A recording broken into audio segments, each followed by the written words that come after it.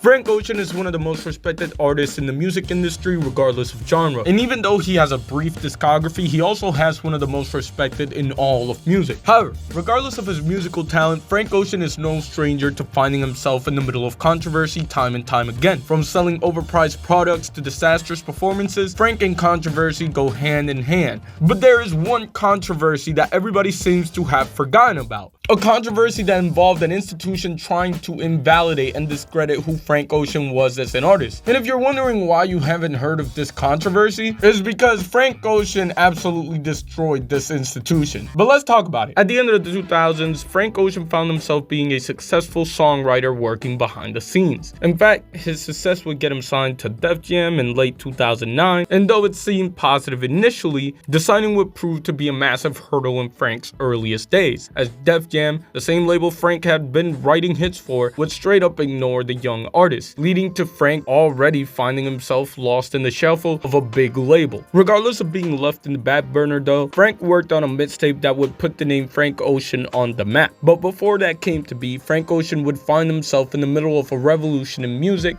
when he found himself in the middle of the rise of Odd Future.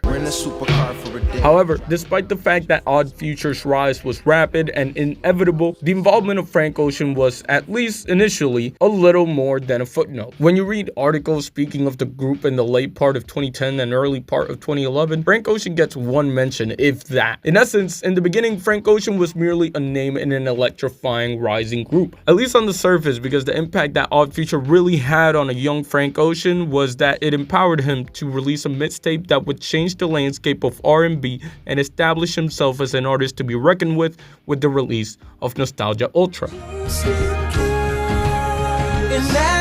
Overnight, Frank went from another person in the group to a star in the making, as by the end of the year, Frank had worked with the likes of Jay-Z, Kanye, and Beyonce, and had caused waves in the music industry, and what was once another artist left in the shuffle of Def Jam became the most coveted artist on the market. The buzz that surrounded Frank Ocean was undeniable, and everybody wanted a piece of it, awaiting for a studio album to be released and solidifying the name Frank Ocean, something that they would get a year later with the release of Channel Orange.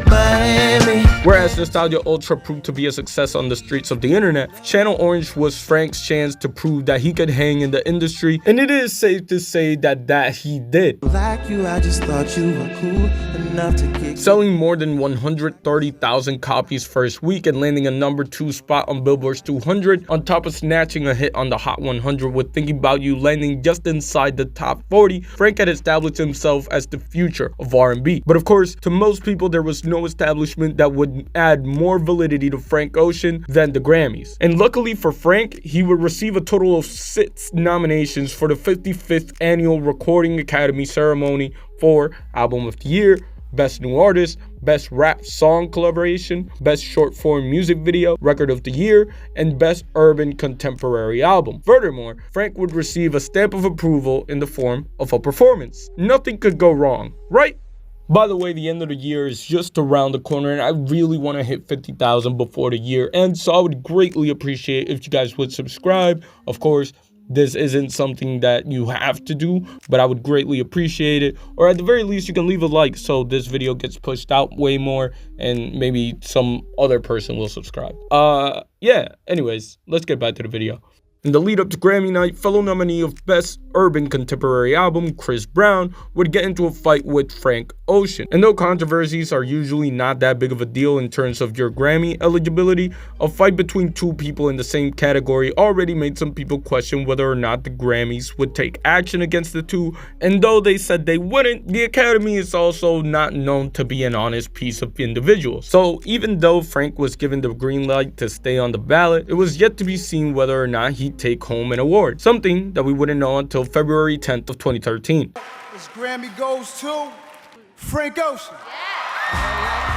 Frank had taken home the award, and not only that, he also took the award for Best Rap Song Collaboration alongside Kanye and Jay-Z for No Church in the Wild. But it was taking home Best Urban Contemporary Album that had people talking because he had taken it from the guy he had gotten in a fight with not even less than a month beforehand. The winning of the award had been one of the biggest takeaways of the night, with many making fun of Chris Brown for his reaction to Frank's win. And sure, some might say that Chris Brown had overshadowed Frank on his big night. The fact was that he hadn't. And more importantly, Frank had another chance to let it be known that he was Frank Ocean and that he wasn't going to be overshadowed with the scheduled performance of Forrest Gump. A performance that had this whole cinematic of people running behind Frank, which was spliced in with the real Frank who was singing on the stage. And if you're wondering why you've never heard or seen this performance, it's probably because for the most part, people hated this performance. Despite the fact that everyone loved Frank Ocean going into the night, and the fact that people were rooting for the guy, nerds as well as poor execution made Frank Ocean's performance of Forrest Gump an embarrassing footnote in a valuable career. Among the many criticisms of the performance were people who said that perhaps he should have went with a funner song, of the likes of Lost or Pyramids, for example, which I kind of agree with, as Forrest Gump is a bit of a strange choice, to say the least. Others criticized Frank for his vocal performance, as the usually sharp Ocean found himself singing off-key for most of the performance and a bit shaky. But with the performance mostly being tossed up to nerds and how hard it is to find the performance online, Frank's performance at the 55th ceremony was basically forgotten. And by the time 2016 had rolled around, most people didn't really care about Frank Ocean in terms of the Grammys. In fact, the Grammys found themselves in a little bit of a pickle, mostly because the mid-2010s had put into question the legitimacy of the process of how the Academy went about picking who wins. Hashtag Oscars So White had taken over the film awards, and the realization that there was a cultural bias when it came to these awards and who won had made award shows feel less legitimate, especially when taking into account the many snubs that had happened throughout the decade, from My Beautiful Dark Twisted Fantasy being ignored in categories like Album of the Year, a record like Good Kid Mad City losing out to The Heist, and most recently, To Pimp a Butterfly losing out to 1989 for Album of the Year. But perhaps 2016 was the change that needed to happen. After all, there was a couple of albums made by black artists that could, theoretically speaking, take home the award for Album of the Year. And among those albums stood Blonde by Frank Ocean. 60 minutes is all that it took for the name Frank Ocean to become that of legends. And yet, it's been almost a decade since the release of Blonde, and it feels like this album is mythical at this point. In many ways, the album Blonde has defined the generation and their coming of age. And yet, you might notice that Frank Ocean was absent from the nomination list when the Grammys had once more rolled around. But it wasn't because he got snubbed, but because Frank Ocean had withdrawn from being nominated. To put it in Frank's words, I think that the infrastructure of the awarding system and the nomination system and screening system is outdated. I'd rather this be my Colin Kaepernick moment for the Grammys than sit there in the audience. Frank's decision was more than understandable, and everybody seemed to have taken it positive, except for the Grammys themselves. Producer Ken Eric and writer David Wild would respond to Frank's opt-out by slamming his Forrest Gump performance, saying that it wasn't great TV, which made Frank not want to perform again and pull out of the award pool. And to say the least, this was incredibly disrespectful. Even though Frank's statement could have been perceived as disrespectful, I don't think there was as much ill intent as there was here. But not to worry though, because Frank would not stay quiet on the disrespect and would immediately destroy the Grammys and make them look foolish for trying to discredit him as an artist. Frank had already pointed out valid concerns in regards to the Grammys, but after the public call out, Frank was not one to hide his true feelings and addressed the elephant in the room.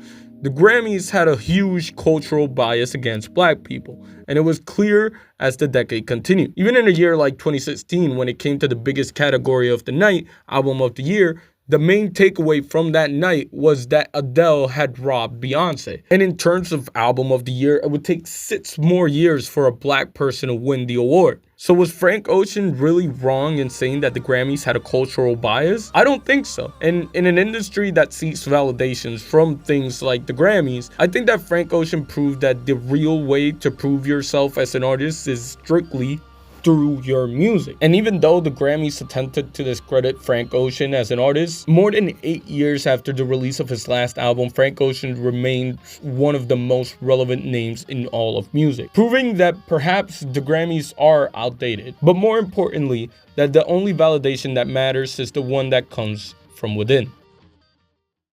Anyways, I wanted to do a Frank Ocean video because I felt like it, you know? It would be easy to make another Kendrick and Drake video, but, you know, sometimes you just gotta say, fuck it, you know? And do what you want. With that being said, shout out to Jay Dilla, shout out to y'all, shout out to me, and shout out to God. And yeah.